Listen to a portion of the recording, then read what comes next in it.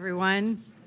We'll call to order the June 8th, 2026 meeting of the Ford Pinellas Board. Will everyone please join me in standing for the Pledge of Allegiance? I pledge allegiance to the flag of the United States of America and to the republic for which it stands, one nation, under God, indivisible, with liberty and justice for all. Thank you.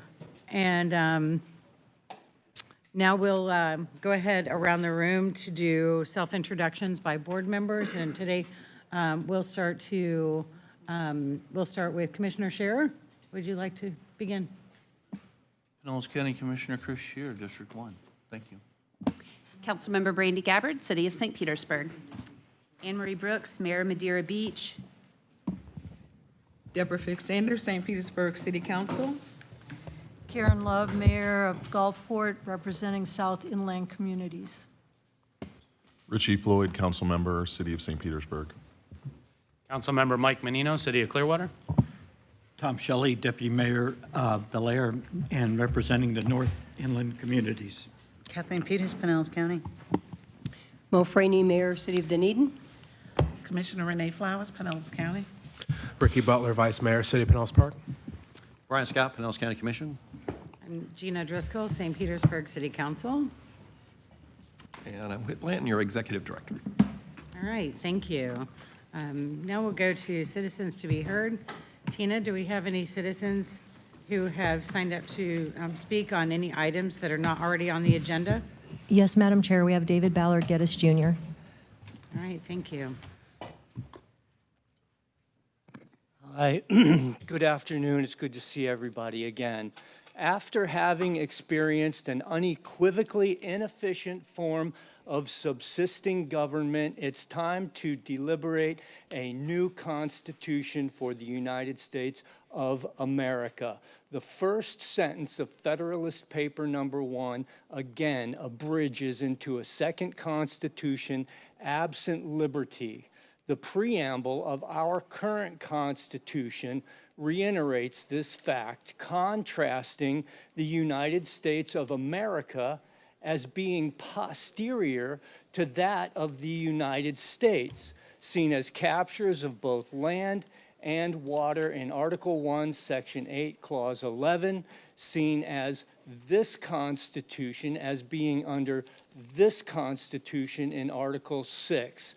This Constitution, a watershed Constitution, has been constitutionally fortnighted for over 250 years under Article 1, Section 8, Clause 17, intending to birth itself as unwarranted water jurisdictions under the 14th Amendment, fortified as districts not to exceed 10 miles square, assuming water as its powers of the earth, as declared, as self-evident, using water as its Second Amendment weapon of choice, which, in light of this fact, the Declaration of Independence counterfeits itself as a preamble to Hamilton's second Constitution based on water. The Declaration of Independence in particular is a counterfeiting, backstabbing document. There is nothing divine, there is nothing sacred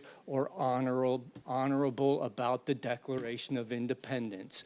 We hold these facts of reality, that these foundations are deaf to the voice of justice and consequentity. The fact that this foundational hold is declared as a candid world, that legislation is declared as pretentious, as declared that this government, in all its so-called manliness, is declared to eat us out of our subsistence, to burn down our towns, to ravage our coasts, to complete perfidy and works of death, fatiguing us into compliance in a long train of usurpations as declared, deaf to the voice of justice and consequentity, while claiming to be divine and provident as declared. If Frederick Douglass were alive today, I feel he would likely denounce the 4th of July and the auspice of such star-spangled buildup of its ramparts. Thank you. Thank you, sir. Tina, do we have any others who wish to speak today? No, Madam Chair, we do not. All right, thank you. We'll go on to our recognitions and announcements. And today we have not one, but 3 staff service awards to present.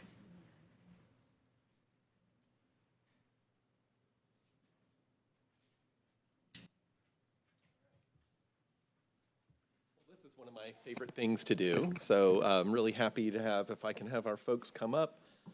And Tina's going to help me with this one today. But first, I'll start in tenure from the newest to the latest. Let's see. Okay. All right. So you all know Emma. Emma's one of our planners on the Pinellas Planning Council, who is responsible for reviewing the land use cases and providing recommendations on those. And I just wanted to say congratulations. And thank you. You have a little pen there, too. So we can get a picture.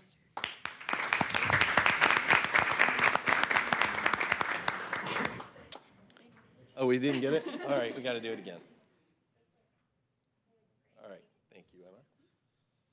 And then I would like to also recognize Rebecca. Rebecca loves being in front of the public, but we really appreciate everything that you do. Rebecca is one of our accountants, and this is a pin for you. And she keeps us in line with federal regulations because she's responsible for the MPO work. And now that I've thoroughly embarrassed her, I just want to say thank you so much. Thank you. All right. We'll get a picture.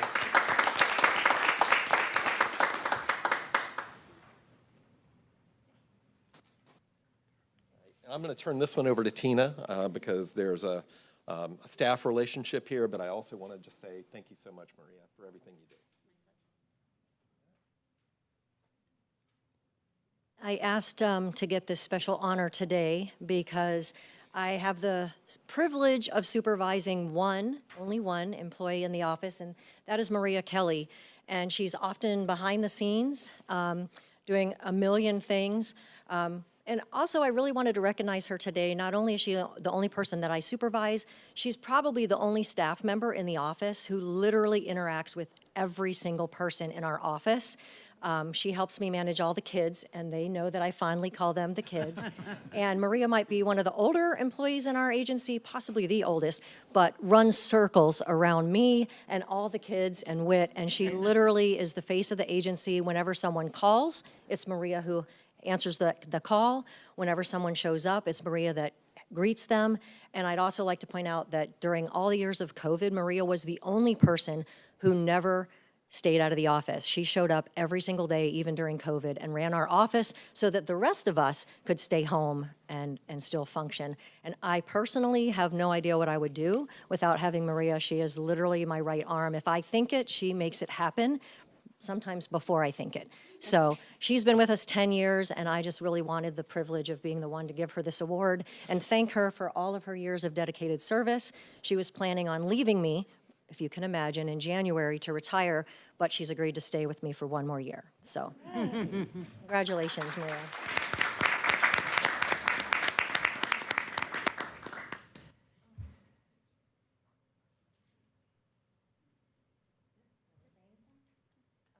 That I appreciate everyone, and I'm very happy to have gotten to know each and every one of you. Thank you. And thank you to all 3 of you who are celebrating your years of service. You really do represent the what's so great about Fort Pinellas, and you represent the best of what is Pinellas County. So thank you very much. We'll go on to our consent agenda. Do we have any board members who would like to pull any items from the consent agenda? Otherwise, I'll entertain a motion for approval. Move approval of the consent agenda as presented. Second. We have a motion and a second to approve the consent agenda. All those in favor, please say aye. Aye. Any opposed? The motion carries. Thank you. Next is our public hearing items. We have a few today. And the first one, we will go with the MPO's adoption of the public participation plan. Thank you very much. Valerie Brookins with Fort Pinellas. Today I just want to briefly go over the public participation plan and some of the items that we've changed and updated. So I will briefly touch on what it is, why we need it, what the components and the things changing in it. So our public participation plan is essentially our guidebook for our outreach. It serves as has the tools and strategies that we may use throughout any of our planning processes. And just noting that our bigger plans, such as the long-range transportation plan and other plans, they have their own public participation within them, but our general guidelines and things we pull from are all included in this plan. So why do we need it? First, it is a requirement as an MPO. But also, we just want to make sure that we're hearing our citizens' voices, that we're giving everyone an opportunity to provide input on our projects and plans before they are adopted. So within it, we have overview of who we are as an agency. We highlight you as our board, our committees, the tools and strategies that we pull from, the requirements of the plan, and our core plans and processes, how we evaluate success, and then our appendices in it. So there are a lot of the components, such as timing, timelines for our larger plans that have their own requirements. So that is one component of it, what committees they must go to, the process, how many days for public outreach, such as this plan. You guys opened the 45-day public comment period in April, so that is a requirement, and all of those are identified in this plan. So essentially, one of the biggest things we did was last adopted in 2022, but we really wanted to simplify it. We heard that was a lot of the comments we heard, just making our plans easy to read language and our outreach when we're delivering information. So we started with the plan. We really simplified it. There was a lot of redundancy in different sections. So tried to reorganize it in a way that made sense and pull out those redundancies. And then also we updated some of the tools and strategies. A few came out that were more relevant during COVID period. So if they were irrelevant now, we took those out. But we also heard from our community that still social media is a big component, that people want to be notified and to follow us and find information that way. So that's one thing we highlighted. Also, focus groups was still a way that people wanted to be reached. So we also made sure that was included. And then we aligned it with state and federal regulations. A lot of it was just terminology, a few minor things that we removed from it. So we did take it to our advisory committees. All 3 committees did vote for approval and recommend approval to this board. So I am happy to take any questions you may have. Thank you. Do any board members have any questions on this? All right, Tina, do we have any members of the public who would wish to speak on this item? No, Madam Chair, we do not. All right, thank you. Madam Chair, if I could just add, I wanted to just call attention to the Citizens Advisory Committee. They met and heard this a few weeks ago and recommended approval, but they had a really thoughtful set of comments about how we provide follow-up to comments that we receive from the public. And they suggested that we do a little bit more to document our follow-up on those comments, and then provide those follow-up comments if they're relevant to you as board members and to the Citizens Advisory Committee. So I thought their suggestions were great. I think Valerie's done a good job with this document, but it always helps to get the actual people who are the public and representing us to give us feedback on that. So I did want to give a shout out to the CAC on that. All right, thank you. So if we don't have any other requests for discussion, I'll entertain a motion for approval. So moved. Second. We have a motion and a second. And, okay, and all those in favor, please say aye. Aye. Aye. Any opposed? The motion carries. Thank you. Thank you. Next is the adoption of the FY 27 to 31 Transportation Improvement Program. And we have Ryan Hutton presenting on that one. Good afternoon, everyone. So yeah, I'm Ryan Hutton. I'm here to talk about our annual adoption of our Transportation Improvement Program, or the TIP. So just to give some refresher on what the TIP actually is, so it's basically our short-term transportation planning document. It outlines the next 5 years, how it serves a couple of different functions, but basically it's part of our implementation planning. So it helps translate our long-term transportation goals into the short-term actionable projects over the next 5 years. It also serves for showing how our funding is allocated, so how our federal funds are being used for these projects. It includes our project prioritization, so all the lists and infrastructure improvements that we prioritized. And it's also federally required, so any transportation project that is using federal funds or wants to be eligible for federal funds has to be inside this document. So every year we update our TIP cycle. Some of you may have remembered back in the fall, I came here and presented on our fall update, where we went over some of the county work program projects. In January, FDOT releases their draft tentative work program, so all the projects for their 5-year work program. It's finalized in April, and then finally, around this time, usually May and June, we incorporated those materials, among them FDOT's work program, into our finalized TIP, so that we have that interagency coordination. So what's included in our TIP document? So we have some of our priority lists, so that includes our multimodal priority lists and also our transportation alternatives priority list. Also the SCTPA regional priority list, and also Tampa Bay Transportation Management Area priority list. And Chelsea will, coming after me, will be speaking more about some of these, what's on these lists.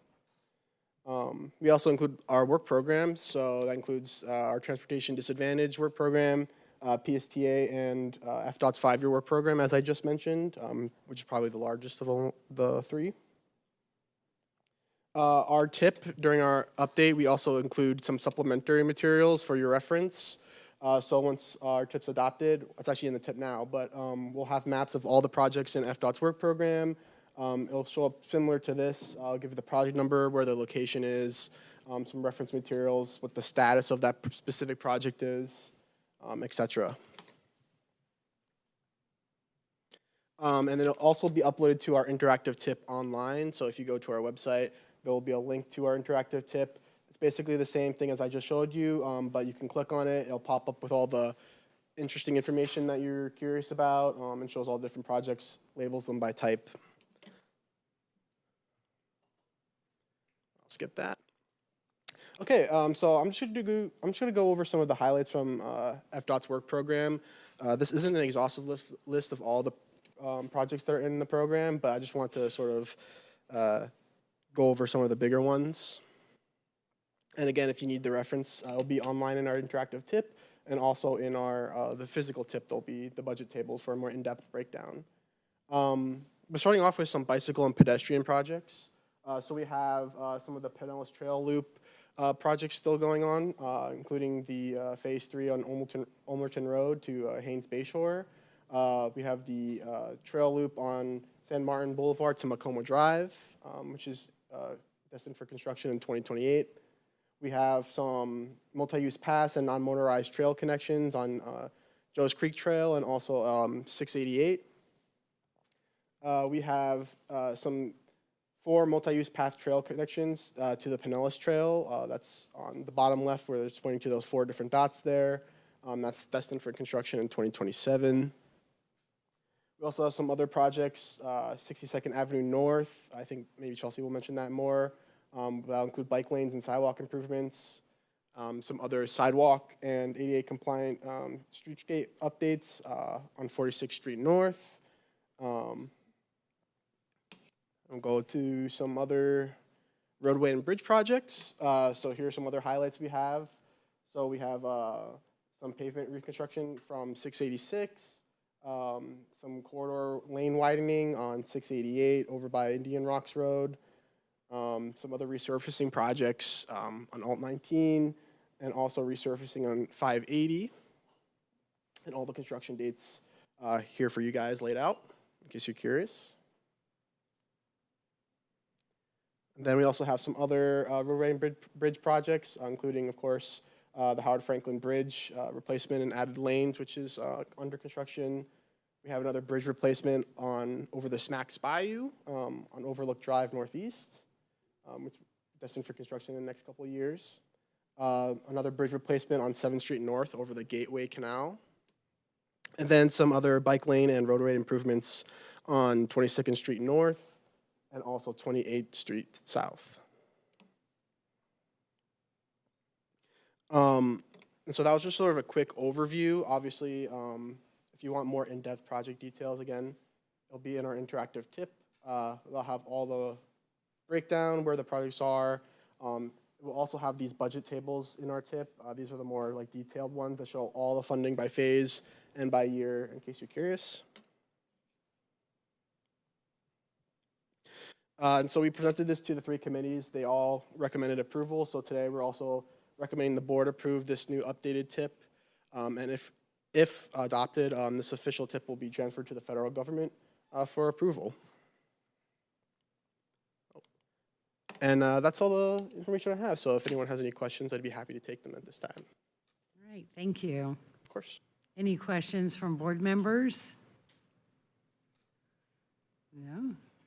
All right. Tina, do we have any members of the public who wish to speak on this item? No, Madam Chair, we do not. Okay. Madam Chair, I'd just like to say that we're very happy that the Florida Department of Transportation is such a good partner, because they have really looked at our priorities and followed our priorities, and to the extent that the funding is available, have funded those priorities. The governor's budget, or the state budget that was just approved, adds another $11 billion to the FDOT work program, so we look to continue that partnership with the state. And you all do get a preview of the draft tentative work program in the fall, typically. And so what this tip reflects is the approval of the state budget and the finalization of that work program, from draft tentative to now final, and it'll go into effect on July 1st. All right. Thank you. I move approval of the Transportation Improvement Program. All right, we have a motion and a second. Any other discussion? All right, this one is a roll call vote. Tina, go ahead. Commissioner Scott? Yes. Vice Mayor Butler? Yes. Commissioner Flowers? Yes. Mayor Freeney? Aye. Commissioner Peters? Yes. Deputy Mayor Shelley? Yes. Councilmember Menino? Aye. Mayor Ayub? Aye. Councilmember Floyd? Mayor Love? Councilmember Fig Sanders? Mayor Brooks? Yes. Councilmember Gabbard? Yes. Commissioner Shearer? And Councilmember Driscoll. Yes. That passes unanimously. Thank you so much. Thank you. The next item is the adoption of our transportation priorities. And hi, Chelsea. Hello, good morning, afternoon, everyone. So Ryan just finished up the work program. So now that that's put to bed and the TIP is adopted, we get to start working towards next year's TIP. So when FDOT goes to build the work program, they start with our priorities, and they start at number 1, and they kind of keep going till they run out of money. They'll skip a few projects if they're not quite ready for prime time, but that's generally how we work together as a partner. So the biggest step that we can take is to give them that list of projects, and this is our time to do it. So every year, right after we adopt the TIP, we finalize the list of priorities to send to FDOT to build the next work program off of. Projects do remain on the list till they are 100% complete. That's why the priority lists in front of you have a top section and a bottom section. The top section is unnumbered because those are already funded and in some way underway. And then I tried to highlight any changes that have been made to the list from last year. We're going to do, it was supposed to only be 2 priority lists, but there are 4 different ones in your packet today, so we'll take them one at a time, and I'll leave approval all or together at the discretion of the board. So I really want to focus on the proposed new priority projects. Last month I went over some of the changes from last year, but I really want to hone in on just kind of what those new priorities are that we're going to be seeking funding for. The first one is numbered number 5. These are signal upgrades citywide in St. Petersburg. This comes as the result of our local government grant applications. This was the project that was recommended for funding. And the reason that it gets to jump the list and go all the way up to number 5 is because we want to try to make sure that our local government capital grants get funded in the new 5th year. So we always put those really close to the top so that FDOT makes sure that they can fund that, and then they skip down to the rest. Now, the rest of the projects, these have come from a variety of locations, and we add that to the bottom of the list in priority order. We have a pretty detailed technical scoring criteria that we use for our projects, and so the order going forward is based on how they kind of hashed out with that scoring. So the first one, it's number 31 on the list. This is the construction of a traffic signal at Alt 19 and 16th Avenue Southwest in Largo. This project came out of the Safe Streets and Roads for All project that we did with 5 of our local government partners citywide. This is one of our first ones to move forward. The other one being in the city of Gulfport and St. Petersburg, 49th Street South. That has received a federal grant, so now we're advancing one of the ones from the Largo study. Number 32 is Gulf Boulevard at 146th Avenue in the city of Madeira Beach. This came as a request from the local government and also the Florida Department of Transportation for the installation of a mid-block crossing. Number 33 is East Lake Road. Pinellas County requested that we add this to the list to seek additional funding for the project development and environment study along that corridor. This will include intersection improvements, safety upgrades, and may even include potential widening. Now, number 34 is a lot of little projects mixed in one. We talked about this one last month. This comes out of the State Road 580 corridor study, and these several different locations, they all just really need some signing and striping upgrades. That was the recommendation out of the study. They're really, really tiny all alone, but if we put them together, it comes out to be at $500,000. So we're packaging them together as one project. 35 is the State Road 60 PD&E study. This is a request from FDOT. The study is actually underway, and so we are adding it to our priority list for planning consistency purposes. And then the last one, 36, this is the construction of a roundabout at Alt 19 in Virginia. If you're familiar with this area, you may know that a traffic signal was recently installed there. That is a temporary treatment. Ultimately, we are seeking construction of a roundabout and removal of that signal. And there's one project for removal, again, mentioned this last month, but it's 62nd Avenue from 49th to 34th Streets. This project is still moving forward. It is on schedule, but federalizing the project and accepting federal funds made the project costs go way up. So the county has asked us to not give them the $1 million and to decrease the cost of the project in doing so. So we're removing it from the list. For the transportation, I'll stop with that. That was the multimodal priority list.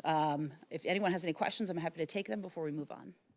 Quick question, Chelsea. Yes, sir. On the 62nd Avenue, what's the time frame on that one? I am not totally sure off the top of my head, but I will look that up and get back to you. Okay, thank you. You're welcome. Hey, Chelsea. Thank you. Really quick, the presentation just prior to yours had a note about bike lanes and such on 62nd Avenue. Yes. Is that different projects? Yep, that's the same project. Okay. And that's the one that's still moving ahead. It's Right. technically still in the work program, but we've been asked to remove it from the priority list. Okay. I hadn't seen the other iteration before, so thank you. All right, anyone else? Okay, go on. Right. I'll go on to the transportation alternatives list. There are really no substantial changes. These projects have kind of been advancing at a normal pace, and we just have no changes at this time, nor are we proposing to add any new projects because we still have a few on there that haven't been funded yet, and there's really no sense in overloading the priority list if the existing priorities aren't moving yet. And then we shift to our regional priorities. The Suncoast Transportation Alliance, Planning Alliance, the SCTPA, this is the formal mechanism by which we coordinate throughout the region.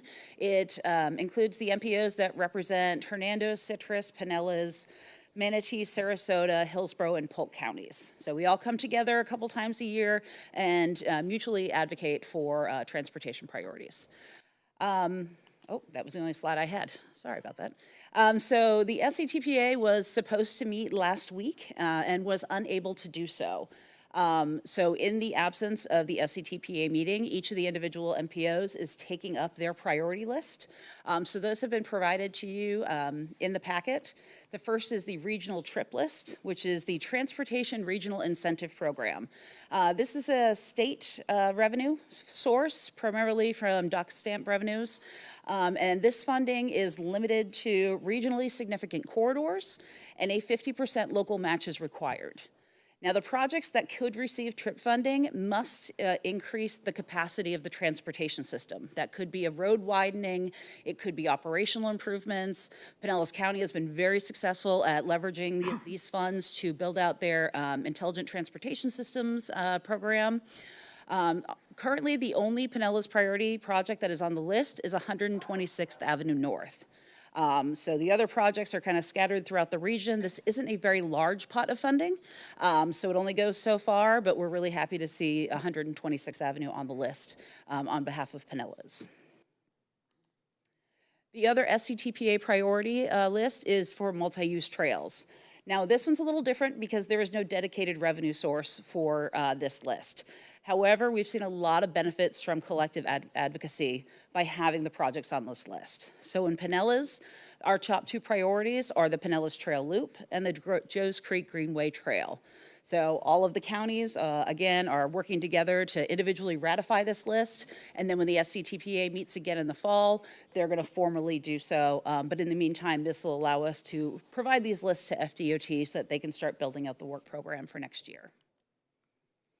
So today, we're seeking action for approval of these 4 different lists, and then we'll transmit them to FDOT for the next work program cycle, and I'm happy to take any other questions. Thank you. Questions? No? Okay, good. Do we have any members of the public who wish to speak, Tina? No, Madam Chair, we do not. All right, thank you. Then in that case, I will entertain a motion.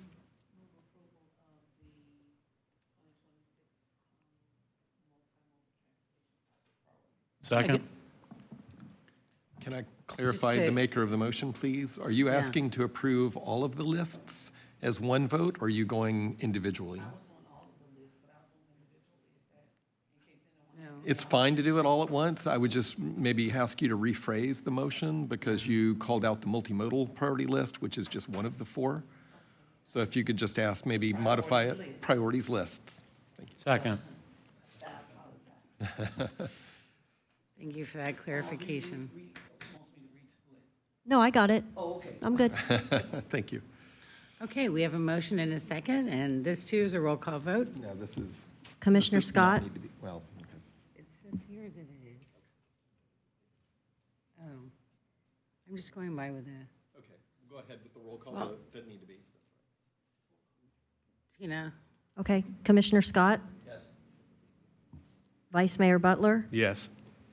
Commissioner Flowers? Mayor Freeney? Commissioner Peters? Deputy Mayor Shelley? Yes. Councilmember Menino? Aye. Mayor Ayub? Councilmember Floyd? Mayor Love? Councilmember Fig Sanders? Mayor Brooks? Councilmember Gabbard? Yes. Commissioner Shearer? And Councilmember Driscoll. Yes. That passes unanimously. Thank you. Next, we'll go to the public hearings for the Pinellas Planning Council. And for that, we will conduct them as follows. I'll first ask board members to affirm that they have reviewed the staff report and the materials provided to them. If needed, for Pinellas staff are available with a presentation and to answer any questions. The applicant, local governments are also available for questions as needed. Lastly, I will ask for proponents of the proposal to speak, then opponents, and finally, any other citizens who wish to comment or ask questions on the case. At that time, the board will ask questions, then I will close the public hearing, and the board will deliberate and take action. So the first item that we have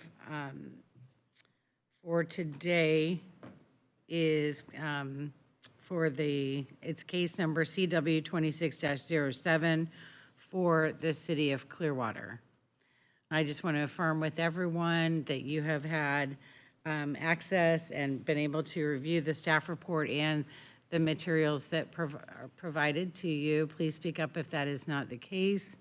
Otherwise, we will move forward. And again, 4 Pinellas staff are available to answer with a presentation and to answer any questions if any board member wishes to see that. Okay. Do we have the applicant local governments here available for questions today? Okay, thank you.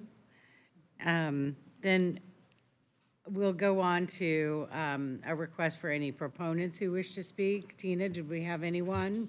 Madam Chair, we do not have any proponents, opponents, or other citizens wishing to speak on this case. Okay, we'll go ahead and close that out. Go to the board for the opportunity to ask any questions.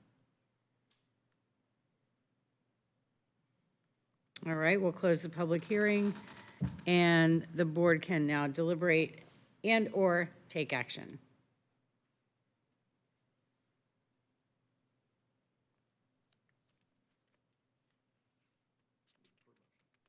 And that means we could have a motion. Second. All right, we have a motion and a second. Tina, did you get that? Okay, do we need a roll call vote for this one? Nope. All right, we have a motion and a second. All those in favor, please say aye. Aye. Any opposed? The motion carries. Thank you. The next item that we have is also for the City of Clearwater, case number CW 26-08. The city has requested a continuance of this item to July, and therefore I will entertain a motion for the Pinellas Board to allow for a continuance of this item to July. Second. Okay. Okay. Yes, I did. I got a motion and a second. Motion by Councilmember Floyd, second by Deputy Mayor Shelley. Okay. Do we need to invite public comment for this one? All right. There's nobody here, left here. Okay. We let them all know, so they left. All right, thank you. All those in favor, please say aye. Aye. Any opposed? The motion carries. Thank you. And just to clarify for everybody, this item has been continued to allow for more opportunity to meet with the public and have more conversation. I think the city staff indicated they might have a public meeting or workshop to address any questions or concerns from the neighborhood. Councilmember Menino, did you want to add to that? Yeah, I had my light on. I appreciate you for touching on that. Just to give the board some clarity and also pay a little bit of respect to some of the citizens that took time out of their day to show up and join us today. 79 members of the community did sign a petition for us to continue this item. The questions that they had wasn't one of blocking it or stopping it. It was more of wanting more information, more understanding, and having a more robust opportunity for public engagement. Our staff is 100% supportive of that. We do have scheduled opportunities with the Citizens Advisory Committee to move through and make sure that our North Greenwood CRA and the surrounding community is comfortable with this. So I appreciate staff's understanding and time and the board for continuing this. Thank you. Thank you. I know what an important issue this is, and I appreciate that is the reasoning behind the continuance. So thank you. All right. The next case is regarding the town of Reddington Shores, case number CW 26-09. We do have staff available for presentation. I do want to affirm with board members that you've had the opportunity and have reviewed the staff report and the materials provided in the case. If not, please speak up. And next, is there any board member who would like to see the presentation on this case? No? Okay. We do have a representative, I believe, from the town of Reddington Shores, Mr. Dixon, hi, available to answer any questions that we might have.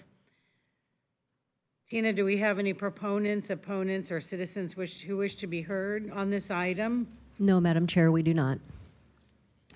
Thank you. We'll go ahead and close the public hearing.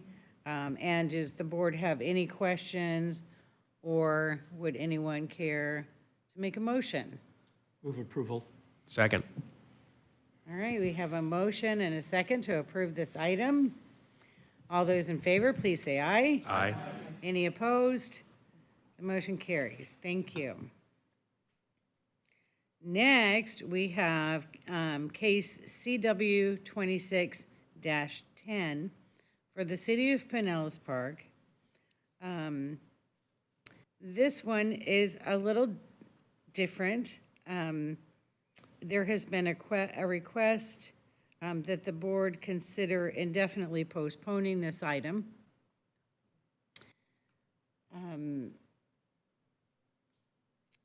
And that is the information that I have been given. And so I just know with things like this, I just want to state that, like, just my part of the deal here is, yeah, so on this particular case, I will entertain a motion to postpone this item indefinitely. Second. All right, we have a motion and a second to postpone indefinitely item CW 26-10 for the City of Pinellas Park. Question. Any other? Yes. So is there a reason we're doing it indefinitely versus to some, or we just don't know any? I can address that, and, Yeah. and maybe Deputy Mayor wants to step in, or Vice Mayor. This has been caught up in the state's review of the city's comprehensive plan, and not this provision, but other provisions of the comprehensive plan have been found to be overly burdensome and part of the Senate Bill 180, so been declared null and void. So the city will need to work that out with the state, and when they are able to work that out with the state, we'll come back with this effort. Anything else, Vice Mayor, you'd like to add? So it's catching a lot of local governments. SB 180, City of Tampa is dealing with it right now, I'll tell you what, so. So it can come back, we just don't have a definitive date by which it will do that. All right, any other questions? All right, we have a motion and a second. All those in favor, please say aye. Aye. Any opposed? The motion carries. Thank you.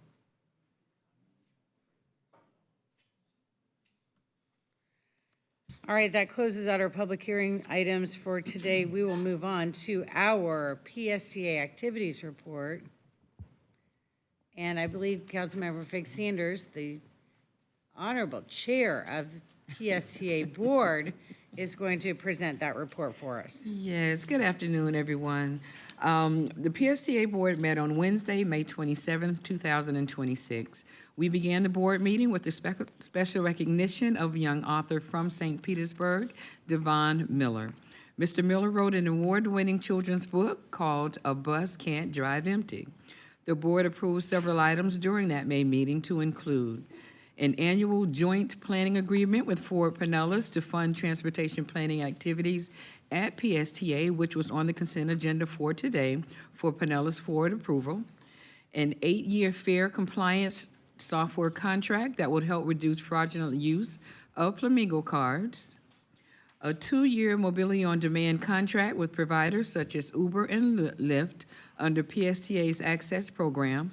MOD provides an on-demand, door-to-door rides for people with disabilities unable to use the fixed route bus service, and the FTA required program of projects list, which outlines how PSTA will be utilizing the annual federal apportionment of capital investments such as bus purchases, bus bay construction, and other projects.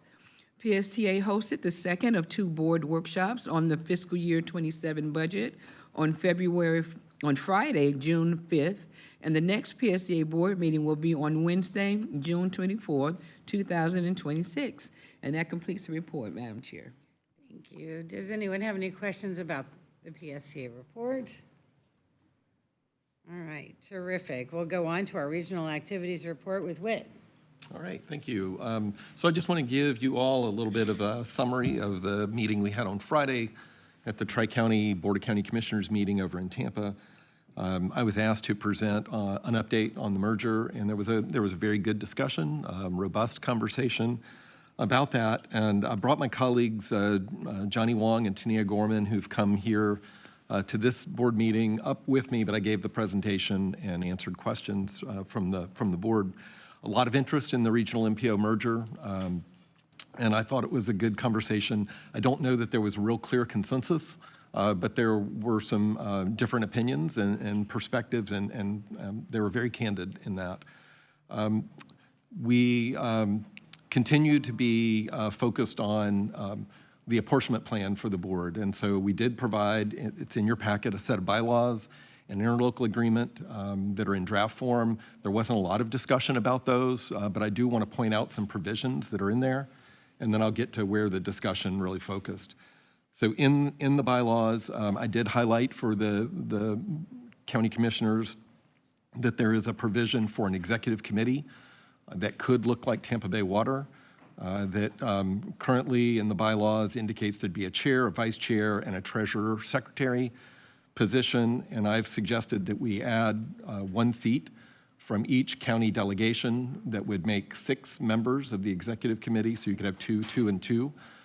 There is in the bylaws a clear rotation in the leadership so that they would come from each county, and then that would give each of the 3 counties an opportunity to have a chair. And if we added the at-large seats, then again, you have 6. And there was some discussion about whether that executive committee could develop and vet policy ideas and then bring those back as a recommendation to the full board. There was some concern about having too much power vested in the executive committee. But again, there wasn't a whole lot of discussion about that. Currently, this executive committee for Ford Pinellas really has one job, which is to review me, and that'll be on your agenda here shortly. Later in the meeting, but that could be expanded. And the example I gave is the Seattle region, which has 6 counties and many, many cities in their MPO, and their governing board is over 100 members, and they meet once a year, and the executive committee does most of the heavy lifting in terms of policy throughout the year. I think they meet monthly. So that's not necessarily the only model, but that's an example of how that executive committee could function. I also highlighted the voting provisions, and you all at your April 8th meeting entertained a resolution that we didn't vote on that had some guardrails for majority approval of the TIP and that long-range plan, which you just approved the TIP, that would have to be done by a majority of each respective county delegation. That is not currently in the bylaws, but I highlighted it as something that we could add to the bylaws. There is a concern that it could conflict with Florida statutes, which requires a simple majority by roll call vote of the TIP and the long-range transportation plan. I'm not an attorney, but I look at having a majority in each of the 3 counties as being a simple majority as well. So that's a question, and if it's not consistent with Florida statutes, that could be one of the things that we ask the legislature about. And that would effectively eliminate any concerns that one county could dominate the allocation of transportation dollars or the identification of transportation projects. The draft document says all other actions would be decided that way, and I'm not sure I'm comfortable with that provision because that could really bog down the actions of an MPO if everything else you did was subject to that same majority provision. I did highlight for the BCC that the bylaws could certainly have that provision and wouldn't conflict with state statutes. Again, not a whole lot of discussion about that. And then we had questions about how the MPO was funded and hosted, and the interlocal agreement does include language with 50 cents per capita as local source of funds, and that 50 cents per capita would come either from all voting members on the MPO board or from the 4 required to designate the MPO. That's a decision that could be made. Again, we didn't have much discussion on that, but that was highlighted in the agenda. So we'll get to those issues later. That's all to be studied as part of phase 2, and I did lay out a timeline for bringing that back. And it looks like we'll be in the fall, September, October, when we would bring back a full package, and we'll do it first to the MPOs, and then we'll go to the county commissions and the city of Tampa. And just a reminder that a merger requires approval of the 3 boards of county commissioners and the city of Tampa. Now, where most of the discussion was on a potential alternative path to structuring the board, not by population, but by some other undefined manner to create an equal number of representatives.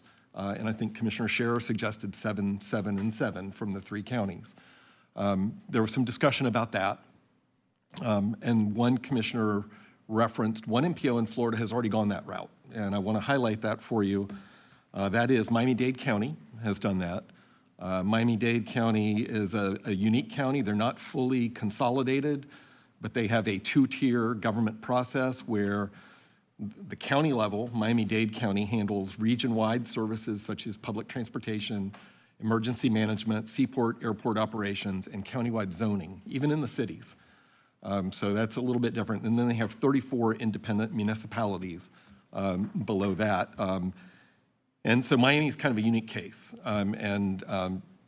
They also are, people refer to them as the state of Miami, so it's a little kind of different.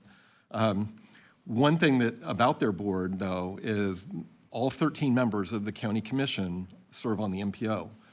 And then all the cities over 50,000 have 1 seat. So Miami, with 500,000 population, has 1 vote. Hialeah, with 235,000, has 1 vote. And there are 5 gubernatorial appointees to that board representing the school district.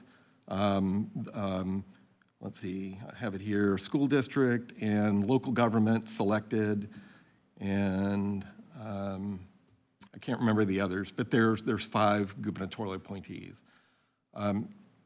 There was, like I said, not a lot of consensus, but there were some commissioners who favored this approach, identified that they've met with state legislators and they've got support for advancing something that might make the board look more like a Tampa Bay water structure. And then there was some pushback on that, with some members saying they didn't want to go against what MPOs have already voted on, and concerns about navigating the legislative process. So it was good to hear all those perspectives, and I think the staff learned a lot from that conversation. I do want to just put a little caution out there about going the alternate route, because that opens you up to mechanisms that aren't based on something you can quantify. And when we start off a new MPO based on population, which is what we've recommended, you can look at the numbers and you can see how the votes go. Otherwise, it could be something that's different. And MPOs were created to be nonpartisan, to be technically based, and to provide an avenue for local governments collectively to make decisions on transportation priorities. And I just worry that if you involve the governor and the legislature in creating that board, you may be going in a different direction. So that'd be my counsel, but those are things that we are going to work on. And tomorrow, I'm meeting with my colleagues, and we'll debrief from Friday's meeting, and we'll chart out a path forward.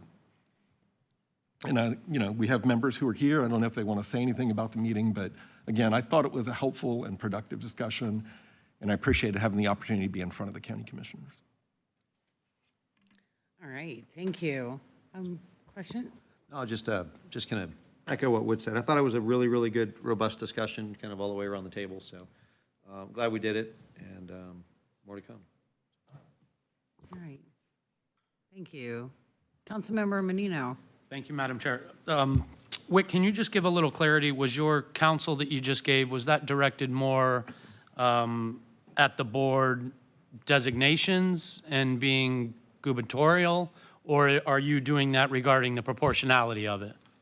Well, couple of things. I think first, it's a cooperative process that we have with the state of Florida to develop priorities, and then they follow our priorities and put them in the work program. So if you have a bunch of gubernatorial appointees on your MPO, I think it potentially could stack the the impetus of the MPO in favor of the state. So that is one concern. The other concern is that when you base it on population, then you give everybody an avenue to having decision-making process. And the city of Tampa is almost 500,000 population. The city of St. Pete is almost 300,000 population. So I would like to see if we're going to do an equal representation of Pasco, Hillsborough, and Pinellas, what does that look like from a city perspective? Are they a relatively equal part of that 7? And I don't know. So again, I just have some concerns because it's not like the state of Florida has given us a methodological option A, which is population, and another methodological option B, which would be like per capita spending on transportation or something like that to have a seat on the board. It's undefined. And so given that, I worry that you might be setting up this new organization in a way that already alienates some of our potential members who don't feel like they would get a fair shake out of that. Just my concerns. And I haven't talked about those with my partners, so you're hearing it from me. That's what I wanted to hear, your clarity. Thank you for that. Councilmember Gabbard. Thank you, and thank you, Whip, for the update. Sorry about that. I guess I just kind of want to make sure that I understand where this is coming from. Because I'll just kind of go back to the gubernatorial appointees, first of all. I don't get a vote. I'm not, City of St. Petersburg won't vote on this, but I would just issue a lot of caution in that regard. I think that your point about, that could potentially become very partisan, I have concerns about that. I also have a lot of concerns, we as local governments, local and county governments coming together to form this, I think that it's important that we maintain that autonomy in our body. And once you start to put in gubernatorial appointees, now you're starting to give a lot of power to the state potentially, to the governor's office potentially. We had a lot of conversation around apportionment and even talking about the port and the airport, we were concerned that there was going to be this weighted voting, right? By having these two in addition to Hillsborough. And I thought we did some really great work a couple of meetings ago to make that more fair. To see and hear this, it feels like we're just completely off in left field now. And we're really losing that fairness, if you will, for lack of a better way of saying it, across the 3 counties. And sitting on the Regional Planning Council, I chaired it. Commissioner Flowers is currently chairing it. Mayor Freeney just chaired it. That board has a lot of gubernatorial appointees. And I will tell you, it is very hard to even get those appointments filled a lot of times. It has been for a very long time. And we have issues with quorum because of that. So that's a whole other reason. Even if you don't want to talk about the partisanship, even if you don't want to talk about the Tallahassee overreach, just the functionality of making sure that gubernatorial appointees are filled and that they actually show up and participate and are appointed by people who are educated and knowledgeable in transit for the 3 counties, I think that you're opening a whole can of worms there. And once we give that up to the state, we can't get it back. I want to be real clear that nobody at the meeting suggested gubernatorial appointees. That's how Miami. I'm just going by the Miami-Dade example. Okay. And one commissioner did say another MPO has done it. So it's a cautionary tale just to be mindful of, not necessarily that anybody's advocating that. I want to be clear about that. Well, that's my position on that. If that continues to become part of that conversation, specifically with making it look like what Miami-Dade's look like, I have no interest in that. I think that we have come a very long way over a very long period of time. And for us to now be on the threshold of what could really turn the Tampa Bay region into an area that is competitive for federal dollars, I'm really very cautious and concerned about why we aren't just moving forward, trying to find a way to make these bylaws as fair as possible again. I don't love the word fair, but I mean, that's kind of, I think, where we are. And just trying to find a way to make sure at the end of the day, the most important thing is that our residents are well represented and have a good level of representation. And I just don't want to see anything water that down. So thank you, Madam Chair. Sure. Anyone else? Oh, Commissioner Scherer. Yeah, thank you, Chair. I hadn't prepared to talk about this today because I thought we covered it very well at the Tri-County meeting. I was glad we had that discussion. One of the things I wanted to talk to you all about, since I have time now, is that I think it was a mistake for us to even vote on apportionment because we didn't have the bylaws draft and we didn't have interlocal agreements in front of us when we did. Now, a lot of people told me, a lot of people suggested to me that we're always, don't worry about the apportionment. What matters is the bylaws, because the bylaws are going to contain all these supermajority requirements. It's not going to be a problem. Well, if you can look at your drafts, you can see it is a problem. So I think it was a mistake to do that. The other thing I want you to know is, like what said, nobody suggested gubernatorial appointments. Nobody. I always have believed that Pasco, Hillsborough, and Pinellas should decide who represents them, no matter what the apportionment is. We shouldn't be deciding who represents Hillsborough. And then the last thing is that the reason I still have a problem with the apportionment is Hillsborough did a great thing when they said, hey, we'll take one of our votes, we'll give it to Pasco, and everything will be great. But the truth is, the state law is going to require, after the 2030 census, that we reapportion the new MPO. And we'll be right back to Hillsborough County having 52% of the vote. So, and if we don't have the bylaws that protect us, we're not protected. So I think the next time, I'm so glad to hear that we're going to vote on all three items next time, not just separately. So anyway, that's kind of what the discussion we had, and I was glad we did. It was a real, but if you don't have, I didn't see it. It's not, I tried to look it up and view it. You can't see it. Yeah, I haven't seen it. So anyway, it was a good discussion. I'm sorry you don't think the apportionment should be discussed again, but I still go back to that. It's going to change. It's going to be reapportioned in the future. And to clarify, we are still going to need all three counties and the city of Tampa to vote on the apportionment plan along with the bylaws, but I'd like to have the MPOs make a recommendation to them first before we do that, and that'll be in the fall. Commissioner Flowers. Thank you, Madam Chair. At the Tri-County meeting, one of the reasons why the conversation became a little bit more robust than what I thought it would be was because of Hillsborough County giving us some sage advice as it relates to the city of Tampa. And the conversation, or maybe lack thereof, and the very strong suggestion that we give them an opportunity to communicate. I'm trying to be as polite as possible. I have seen some of their meetings and have had to deal with the city of Tampa not being present at one of my committees that I chaired that went under because we could never get a quorum, essentially. And so we did select to do that.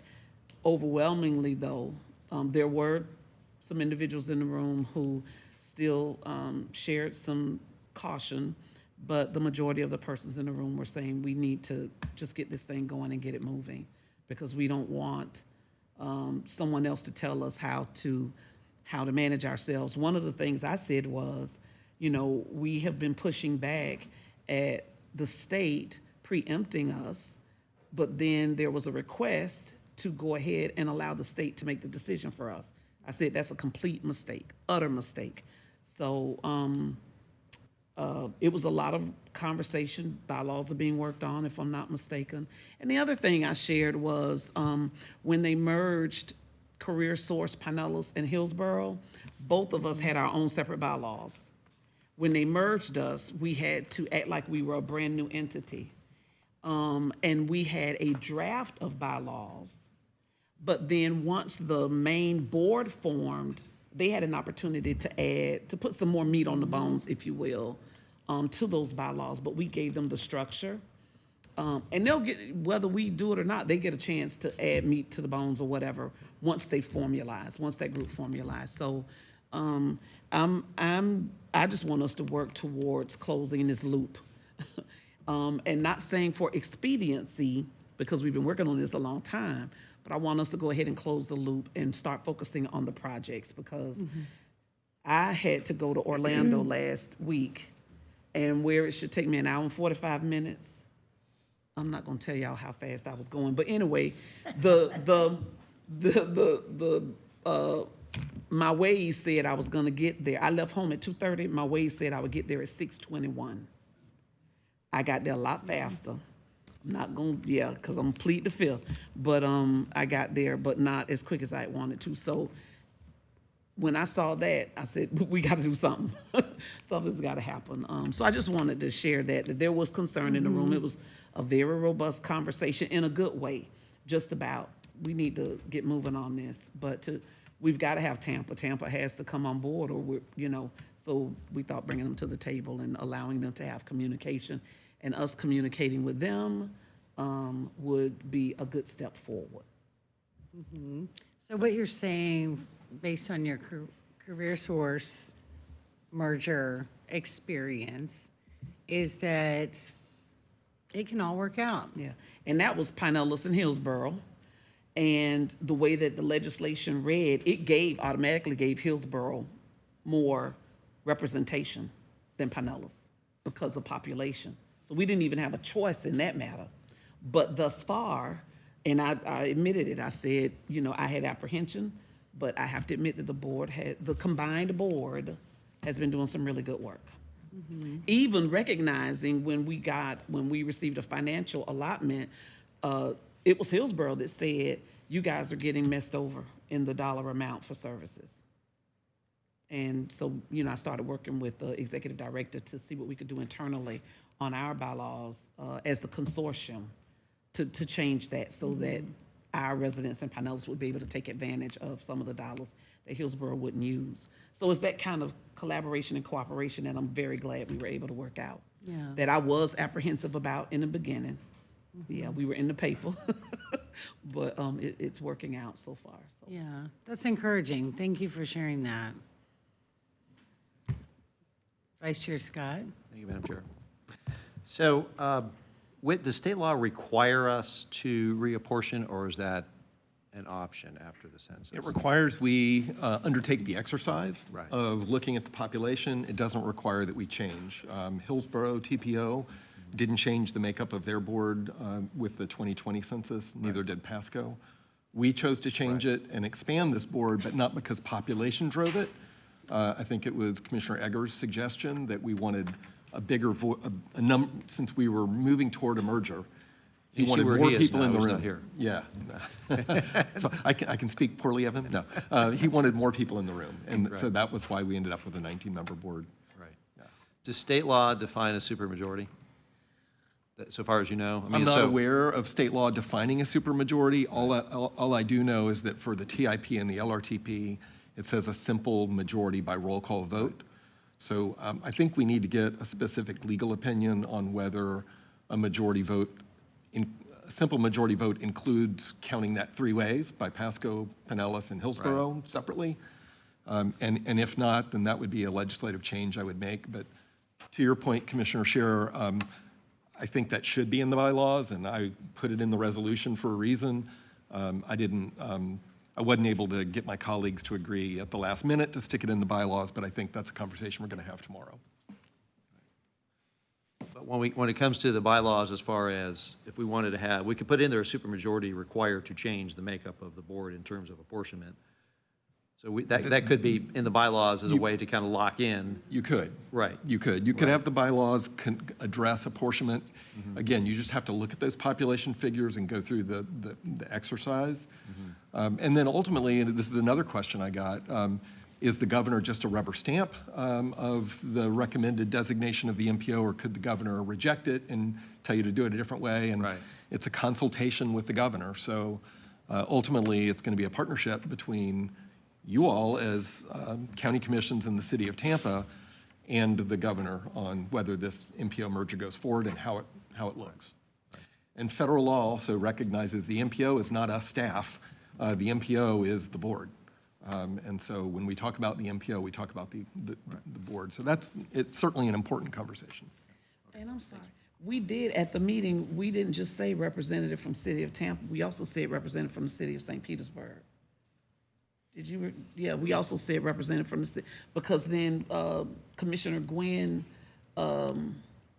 said that we should extend the invitation to the chair. Oh, right. Yeah, so we have requested for a representative from the City of St. Petersburg.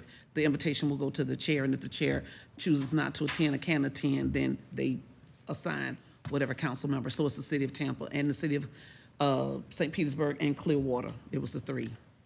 That's what came out of the meeting. I've had my second cup of coffee. Oh, yes.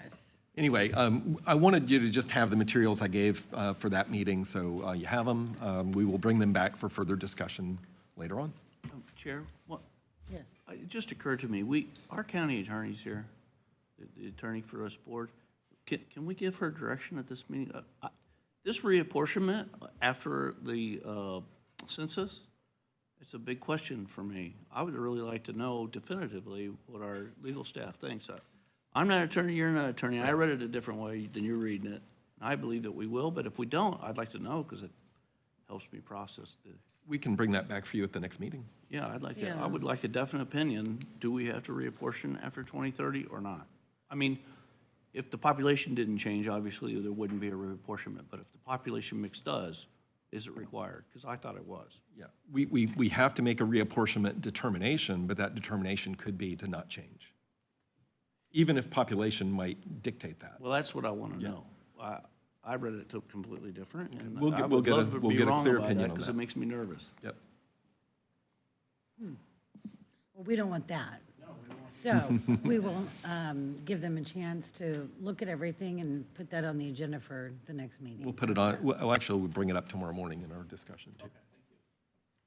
And Madam Chair, just one more Yes. thing. We just had a presentation at the Tampa Bay Regional Planning Council from the Florida Chamber in regards to the 2030 census. And I will be happy to forward you the link from the presentation, but it talks even about the it provides the analysis of the undercount from the 2020 election of over 800,000 people. And then the dollar value that went along with that undercount and it broke it down to Pinellas County. I think it was $365 million. It says that we lost in federal revenue because of the undercount. So I'd like to send you that link as well, and that may kind of show the pattern that the chamber is looking at when it comes to growth in our region. We just had that presentation before we came to this meeting. It was a very good presentation. All right. Could we get that link sent to all the board members, please? Sure, let me email them right now and tell them to do it. Commissioner, if you get it to me, I'll make sure we get it out to the board members. Yes. Yeah. Certainly. That way we're all All got sunshiny it. and Yeah, appropriate. but it was really good. The presenter, you may want to invite her here, I don't know, but she was really good. The slide presentation information was really good. The data is recent, so.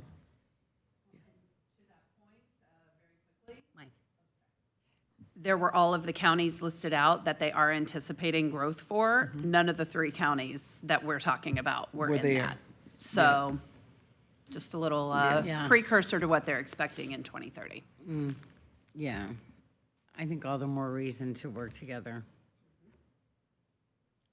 Anyone else? Okay, this is great. Did you have anything else, sir?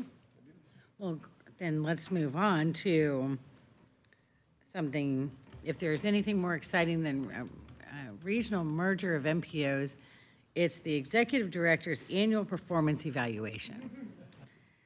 So, we have that information in our backup material.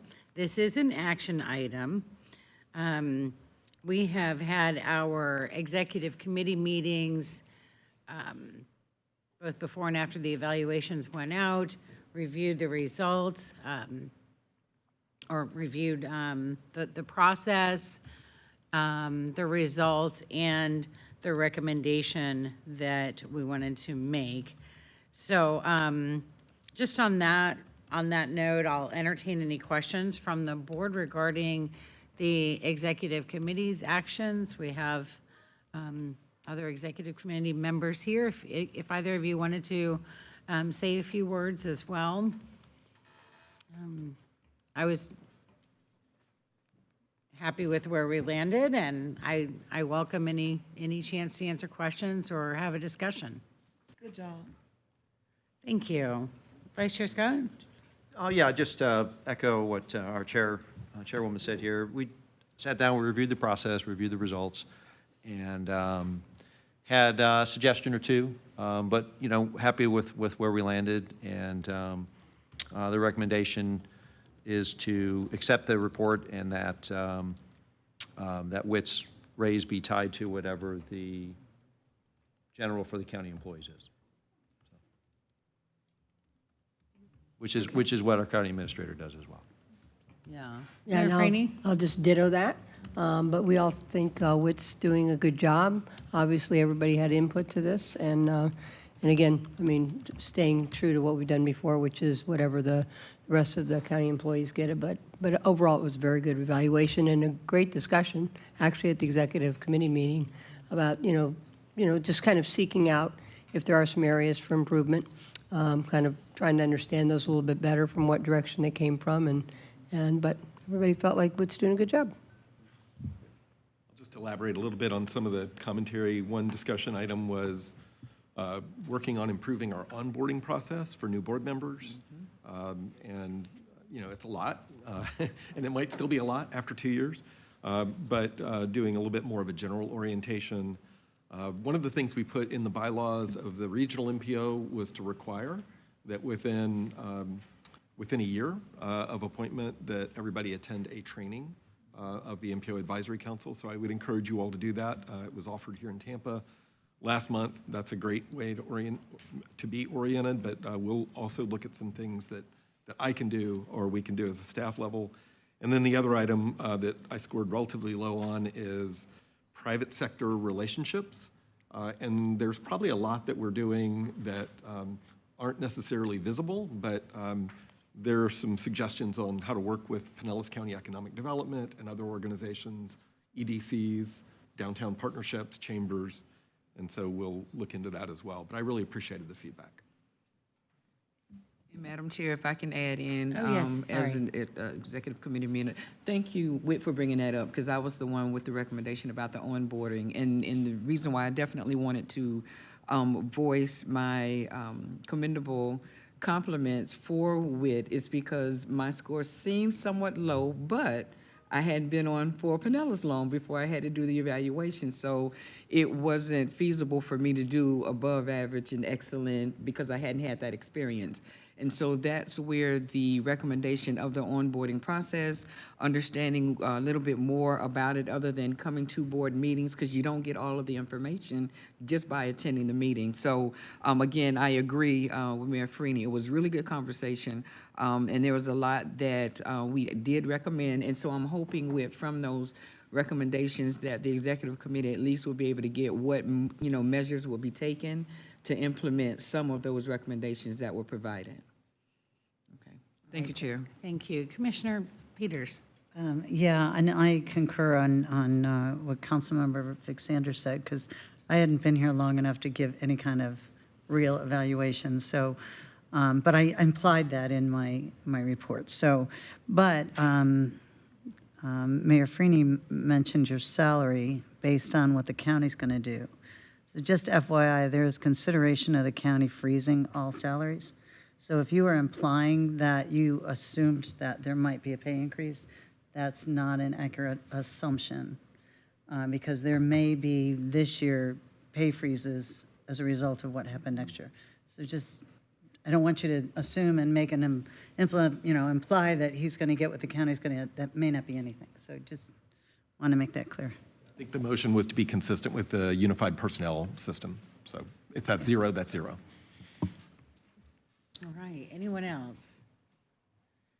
Okay, and Tina, do we have any members of the public who wish to speak on this item? No, Madam Chair, we do not.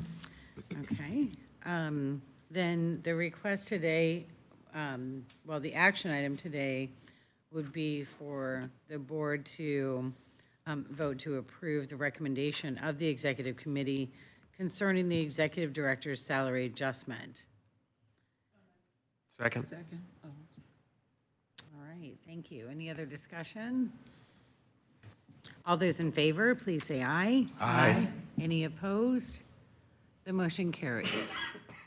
And thank you, Whit, for the extraordinary job that you do and for being so open to constructive and helpful ideas on how to get even better at what you do.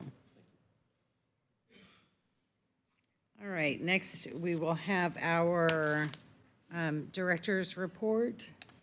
Just have a couple of items for you today. I'd like to draw your attention to our minute in focus, looking at industry trends in Pinellas County, and this is something we put together, Nicole, of our staff, as a result of the conversation at the last meeting, where there were some questions about our manufacturing base, and just wanted to point out that our manufacturing base is still robust among the 3 counties in the Tampa Bay area. We have more manufacturing jobs than Hillsborough County.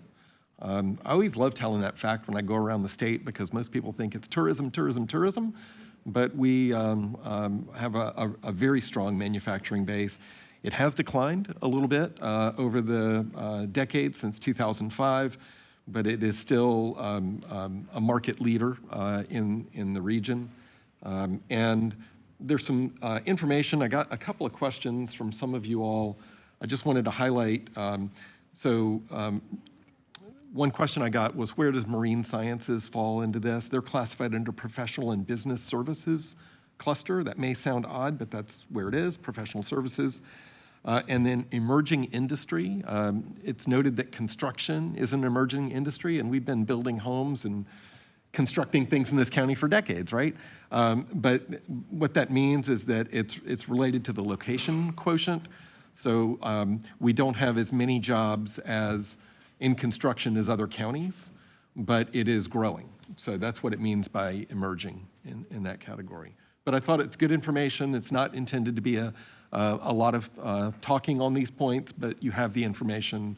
And if you have any questions, I'm sure Nicole would be happy to answer any better than I can. Okay, any questions? And then if I can go on without any other questions, the next item is the Build America 2050 Act. The House Transportation and Infrastructure Committee released this bill a few weeks ago, I think on May 17th, and it is the first official congressional action for reauthorization.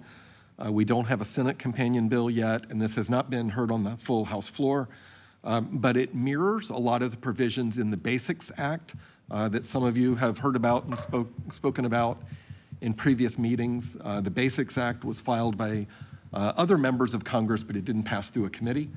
And what this and the Basics Act both do that we like is it reinforces and solidifies the role of MPOs in the federal transportation program and actually gives MPOs some direct obligation for funding.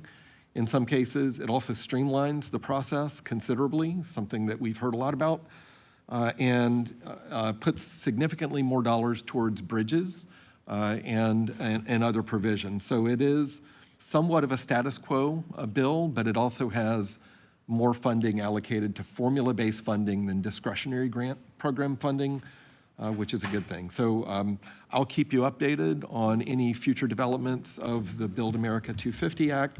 There's general consensus that Congress won't pass a full reauthorization by September 30th when it expires. So I think we are anticipating there will be a continuing resolution of the current law. And if we get a House bill, we'll do a comparison of the two for you and show you what happens there. But I'm open to any questions if you have any about this one. All right, questions on this one? No?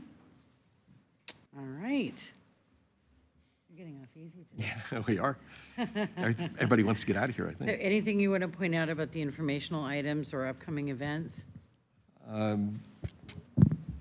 No, nothing else really to point out. We do have the MPO Advisory Council quarterly meetings coming up in July 30th, and Mayor Freeney is going to accompany me to the governing board meeting for that one. So look forward to that. All right, good. All right then, in that case, does anyone have any other, yes, Commissioner Flowers? Not sure if you all are interested, but an earthquake just hit off the coast of Cuba, registered a 6.1, and it was felt here in Florida, down in South Florida. Really? Isn't that something? Yeah. Are we going to get a tsunami? Yeah, I hope not. text me about it. Key West is a wrap. Key West would be a wrap. So. I don't know how much more they can take. I'm telling you. All right, well, there's nothing else for the good of the order. Thanks, everyone. We are adjourned.